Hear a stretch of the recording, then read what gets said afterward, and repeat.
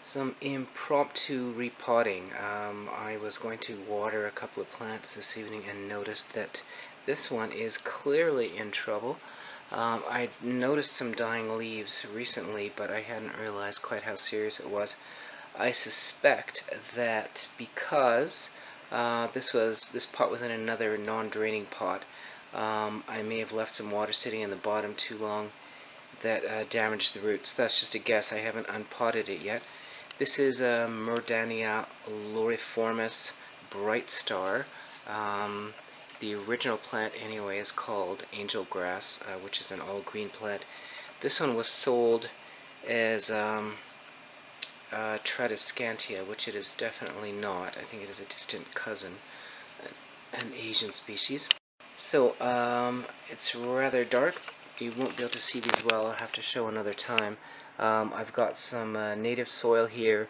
There's some humusy stuff with bits of variously decomposed bits of wood and some clay kind of material. And here I've got some coconut fiber. I've wet them both since they were extremely dry, so I used hot water to wet them. And found a used pot, and now I'm going to unpot this and see what it looks like. But I know already that at least some, those ones actually seem to be attached. This one, this little piece had no roots at all, so I'm going to take them out now, take a closer look at them. So the root ball is pretty solid,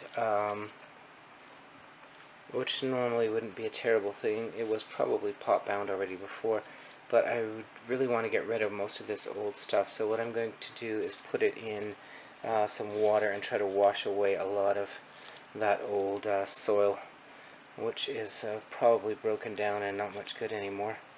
Nursery soils typically aren't very fertile. They're just meant as a neutral base, and then the plant is fertilized from there.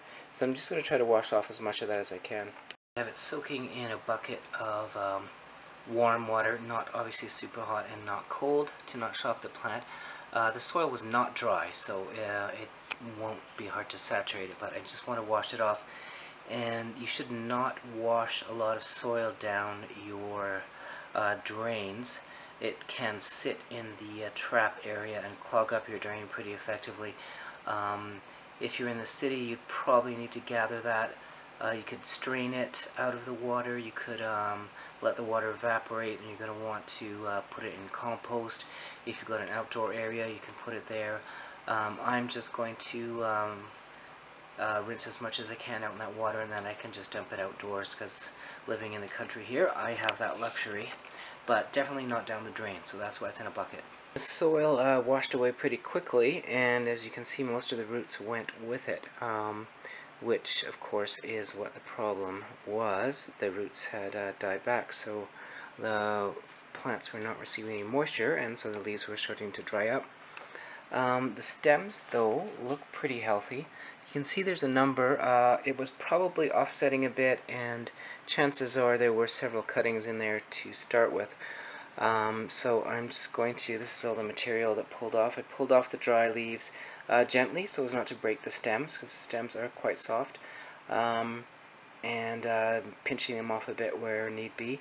So now I'm just going to carry away all this material along with the water full of soil. So here they are after a bit more of a rinse, and ready to be potted up. I'll probably put a couple of small ones in a separate pot. Might as well get another pot out of it since I'm doing this. And you can see you have a little bit of a stem, so I will be putting part of that into the soil and leaving a little bit of it above the soil on those that have a few inches. You can probably see I have not washed this pot. If you think you've had any insects, fungal infections, anything else that have been affecting the plants that were in the pots previously, you would want to thoroughly wash, disinfect, maybe bleach the pots. These did not have any of those things going on, so I'm not worried about it. And if you can see, I just turned the pot upside down to show this little piece of window screen that I'm using to cover the holes inside. You do not want to fill the bottom of the pot with pebbles or such things, broken pot shards, unless you're trying to decrease the volume of soil specifically. What happens, according to the soil theory, is that the higher volume or the higher column of soil will drain better than a shallow column of soil. So you want your soil to fill the entire pot as much as possible in order to drain well.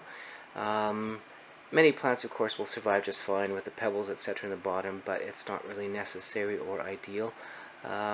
Sometimes I'll use clumps of clay when I'm using natural soil, bits of rock, and stone, which are part of the soil basically, rather than a whole separate layer, just to kind of sort of cover the hole. Otherwise I'll do this, a little bit of screen. You can use even a little piece of newspaper or fabric, as long as they drain through well enough. Those will just be, the newspaper will just break down over time and the roots will take up that space. If your soil is coarse enough, or if you're planning on not having the plant in the pot terribly long, as is the case with the nurseries, then they just do not use anything over the holes, and you lose a little soil as you water, but they're going to be repotting quite soon, so they don't worry about it. I was mentioning the bits of wood, etc. Since I am, for this kind of plant, using a bit of woodland soil mixed with clay and the coconut fiber. Say a xeric plant, a cactus or an alpine, something that grows in a very mineral environment, I would not use soil with a lot of organic matter or a lot of the woody stuff. Gives the wrong sort of soil chemistry for those plants. But this plant is supposed to be from mesic soils, medium sorts of soils, so I think it should not mind. So I've just taken some of the bigger chunks out of the soil mix and put them in the bottom, and now I'll just mix the coconut fiber with the native soil, which again was a mix of woodland, humus, fairly well broken down, not 100%, and some clay as well, and sort of loamy clay. So there they are. I decided to do a third pot for one little piece there. Plopped in fairly unceremoniously. I guess when you've been growing plants as long as I have, you're not super delicate with them unless it's necessary. These ones that had basically no roots were just pushed into the soil, and those that had a little bit more stem were placed in and then added soil around them. I'm not going to water them right now, since that was probably a problem with them, which is funny because I'm really not an overwaterer, but I think because it was in the cache po, I didn't see that there was water remaining at the roots. That's my guess anyway. So I'm hoping they're going to be okay. I'm going to give them a bit of a spray just to add some more moisture to the leaves and clean them off a little bit. And I'm going to put at least some of them into Ziploc bags to keep them humid while they root. And the soil is moist because I just added hot water earlier, as I mentioned. It's cooled off now to rehydrate the soil, so they've got moisture around them, and when they're not taking up moisture, you don't want them to be too waterlogged. So just going to give them a spray and bag them up, and then keep an eye on them. I'll give them a good watering in a few days probably, and chances are I might need to add a bit more soil at that time, as it'll probably settle in quite a bit once I water. So that's it. I've got them bagged up. I put the little one in another bag with another plant that was already bagged, and all I have to do is now pop this in the window. Remember, if you've got plants in bags like this, or jars, terrariums, anything, be careful with the amount of sun you're giving them. The heat can build up inside if you've got strong sun hitting them, so keep that in mind and be a little bit cautious. So I'm just going to pop these into the window and give the counter a final wipe, so anyone that looks in the morning will never know what has been on this countertop tonight. Check back in a while. I'll let you know if I caught them in time and they all survive. Here they are, all nice and rooted now and making new growth. Some of the old leaves, of course, are still there, so it'll take a while to shed those. But you can see new growth at the centers. The old flowering stems have mostly fallen off, but it has been actually opening some flowers and some new shoots coming up from the soil level as well. You can see there are a few flowers there. They open a couple of flowers at a time on these stems over a long period of time. They actually hang on to those flowering stems for many, many weeks, if not months. And you can also see there's a lot of new growth coming from the base. Still old yellow leaves from previous travails. Those will be gotten rid of eventually, but at the moment they are still photosynthesizing, so I'm not going to clip off those until it's replaced with healthy new leaves.